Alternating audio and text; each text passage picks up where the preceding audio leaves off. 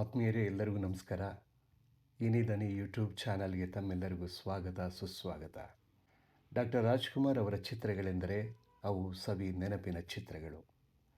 ನನಗೆ ಸವಿ ನೆನಪಾದ ಚಿತ್ರಗಳಲ್ಲಿ ಅನೇಕ ಚಿತ್ರಗಳಿವೆ. ಅದರಲ್ಲಿ ಸತ್ಯ ಹರಿಶ್ಚಂದ್ರ ಕೂಡ ಒಂದು. ಸತ್ಯ ಹರಿಶ್ಚಂದ್ರ 1965ರಲ್ಲಿ ಹುಣಸೂರು ಕೃಷ್ಣಮೂರ್ತಿಯವರು ಈ ಚಿತ್ರಕ್ಕೆ ಎಲ್ಲ ಗೀತೆಗಳನ್ನು ಬರೆದು ನಿರ್ದೇಶಿಸಿದಂತಹ ಚಿತ್ರ ಸತ್ಯ ಹರಿಶ್ಚಂದ್ರ. ಮುಖ್ಯ ಭೂಮಿಕೆಯಲ್ಲಿ ಡಾಕ್ಟರ್ ರಾಜ್ಕುಮಾರ್, ಪಂಡರಿಬಾಯಿ, ಉದಯ್ ಕುಮಾರ್, ನರಸಿಂಹರಾಜು, ರಮಾದೇವಿ, ದ್ವಾರಕೇಶ್, ಎಂ.ಪಿ. ಶಂಕರ್, ಇನ್ನೂ ಅನೇಕ ಕಲಾವಿದರು ಇದರಲ್ಲಿ ಅಭಿನಯಿಸಿದ್ದಾರೆ. ರಾಘವಾಂಕನ ಹರಿಶ್ಚಂದ್ರ ಕಾವ್ಯವನ್ನು ಆಧಾರವಾಗಿ ಇರಿಸಿಕೊಂಡು ಹುಣಸೂರು ಕೃಷ್ಣಮೂರ್ತಿಯವರು ತೆಗೆದಂತಹ ಚಿತ್ರ ಸತ್ಯ ಹರಿಶ್ಚಂದ್ರ. ಸತ್ಯ ಹರಿಶ್ಚಂದ್ರ ಇಕ್ಷ್ವಾಕು ವಂಶದ ಅರಸ. ಅವನ ಬದುಕಲ್ಲಿ ಕಠಿಣವಾದ ಪರೀಕ್ಷೆಗಳನ್ನು ಎದುರಿಸಬೇಕಾಗುತ್ತೆ, ಬಹಳ ನೋವನ್ನು ಅನುಭವಿಸಬೇಕಾಗುತ್ತೆ, ಸಂಕಟವನ್ನು ಅನುಭವಿಸಬೇಕಾಗುತ್ತೆ, ಕಾಡು ಮೇಡುಗಳನ್ನು ಅಲಿಬೇಕಾಗುತ್ತೆ. ಇದಕ್ಕೆ ಕಾರಣ ಅವನು ಸತ್ಯವನ್ನು ಪಾಲಿಸಿದ್ದು.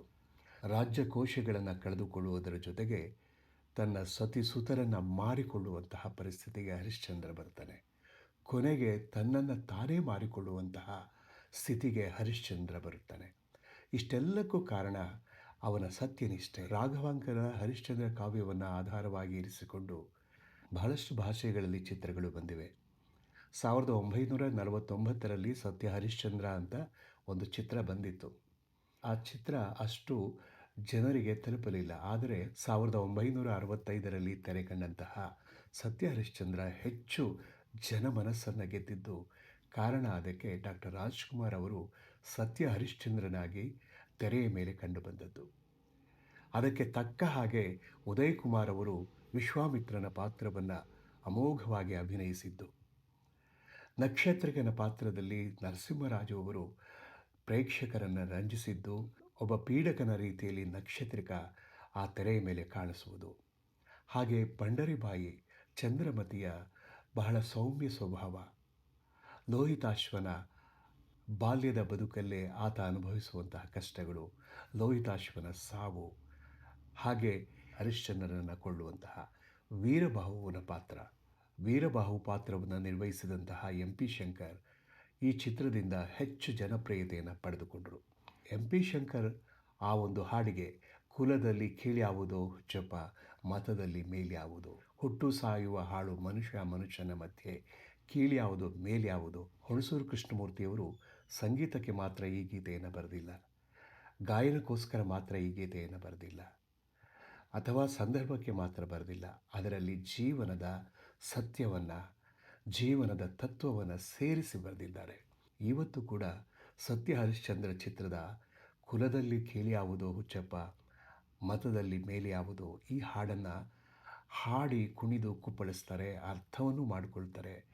ಚಂದ್ರಮತಿ ದಾಸಿಯಾಗಿ ಮಾರಾಟವಾದ ಮೇಲೆ ಅವರ ಮನೆಯಲ್ಲಿ ಆಕೆ ಅನುಭವಿಸುವಂತಹ ಕಷ್ಟಗಳು, ಹರಿಶ್ಚಂದ್ರ ಆನಂತರ ಅನುಭವಿಸುವಂತಹ ಕಷ್ಟಗಳು, ಕೊನೆಗೆ ವೀರಬಾಹುವಿನ ಜೊತೆಯಲ್ಲಿ ಬಂದು ಸ್ಮಶಾನವನ್ನು ಕಾಯುವಂತಹ ಒಂದು ದೃಶ್ಯಗಳು. ರಾಜ್ಕುಮಾರ್ ಅವರನ್ನು ಆ ದೃಶ್ಯದಲ್ಲಿ ಕಾಣುವಾಗ ಮನಸ್ಸಿಗೆ ಎಷ್ಟು ವಿಷಾದವಾಗುತ್ತೆ ಅಂತ ಹೇಳಿದ್ರೆ ಬಹಳ ಮನಸ್ಸಿಗೆ ನೋವಾಗುತ್ತೆ. ಅಂತಹ ಹರಿಶ್ಚಂದ್ರ ಮಹಾರಾಜನಿಗೆ ಅಷ್ಟೆಲ್ಲ ಕಷ್ಟಗಳು ಬಂತು. ಜನಸಾಮಾನ್ಯರಾದ ನಮಗೆಲ್ಲ ಏನು ಮಹಾ ಎಂಬಂತಹ ವಿಚಾರಗಳು ಎಷ್ಟೋ ಸರ್ತಿ ನಮ್ಮ ಮನಸ್ಸಲ್ಲಿ ಬಂದು ಹೋಗುತ್ತೆ. ಹರಿಶ್ಚಂದ್ರ ಸತ್ಯದ ಹಾದಿಯಲ್ಲಿ ನಡೆದಿದ್ದರಿಂದ ಅವನಿಗೆ ಅನೇಕ ಕಷ್ಟ ಕಾರ್ಪಣ್ಯಗಳು ಬಂದು ರಾಜ್ಯಕೋಶಗಳನ್ನು ಕಳೆದುಕೊಂಡು, ಹೆಂಡತಿ ಮಕ್ಕಳನ್ನು ಕಳೆದುಕೊಂಡು, ಕೊನೆಗೆ ತನ್ನನ್ನೇ ತಾನು ಮಾರಿಕೊಂಡು ಸ್ಮಶಾನವಾಸಿಯಾಗಿ ಶವಗಳನ್ನು ಸುಡುವ ಕಾಯಕದಲ್ಲಿ ನಿರತನಾಗಬೇಕಾಗುತ್ತೆ. ಕೊನೆಗೆ ತನ್ನ ಸತಿಯನ್ನೇ ಕೊಲ್ಲುವಂತಹ ಪ್ರಸಂಗ ಬಂದ್ಬಿಡುತ್ತೆ. ಇಷ್ಟೆಲ್ಲಕ್ಕೂ ಕಾರಣ ಏನು ಅಂತ ಹೇಳಿದ್ರೆ ಆತ ಸತ್ಯದ ಮಾರ್ಗದಲ್ಲಿ ನಡೆದದ್ದು. ಆದರೆ ಸತ್ಯಕ್ಕೆ ಮಾತ್ರ ಜಯ ಇದೆ ಎಂಬುದನ್ನು ಚಿತ್ರದ ಕೊನೆಯಲ್ಲಿ ಸ್ಪಷ್ಟವಾಗಿ ತೋರಿಸಲಾಗಿದೆ. ವಿಶ್ವಾಮಿತ್ರನ ಪಾತ್ರದಲ್ಲಿ ಉದಯ್ ಕುಮಾರ್ ಅಭಿನಯಿಸಿದರೆ, ವಸಿಷ್ಠರ ಪಾತ್ರದಲ್ಲಿ ಅಶ್ವಥ್ ಅವರು ಅಭಿನಯಿಸಿದ್ದಾರೆ. ಒಟ್ಟಿನಲ್ಲಿ ವಿಶ್ವಾಮಿತ್ರ ಹರಿಶ್ಚಂದ್ರನನ್ನು ಸೋಲಿಸುತ್ತೇನೆ, ಅವನನ್ನು ವಚನಭ್ರಷ್ಟನನ್ನಾಗಿ ಮಾಡುತ್ತೇನೆ ಎಂಬಂತಹ, ಇಲ್ಲವೇ ಅವನಿಂದ ಸುಳ್ಳನ್ನು ಹೇಳಿಸುತ್ತೇನೆ ಎಂಬಂತಹ ಶಪಥ ಅದು ಶಪಥವಾಗಿ ಉಳಿಯುತ್ತೆ, ಅದು ಸಫಲವಾಗುವುದಿಲ್ಲ. ವಸಿಷ್ಠರು ಈ ಪಂಥದಲ್ಲಿ ಗೆಲ್ತಾರೆ. ವಿಶ್ವಾಮಿತ್ರ ಈ ವಿಚಾರದಲ್ಲಿ ಸೋತು ತಾನು ಹರಿಶ್ಚಂದ್ರನಿಂದ ಪಡೆದುಕೊಂಡಿದ್ದಂತಹ ಎಲ್ಲ ರಾಜ್ಯ ಕೋಶ ಮತ್ತು ಸಕಲ ಐಶ್ವರ್ಯವನ್ನು ಧಾರೆ ಎರೆದುಕೊಡ್ತಾನೆ.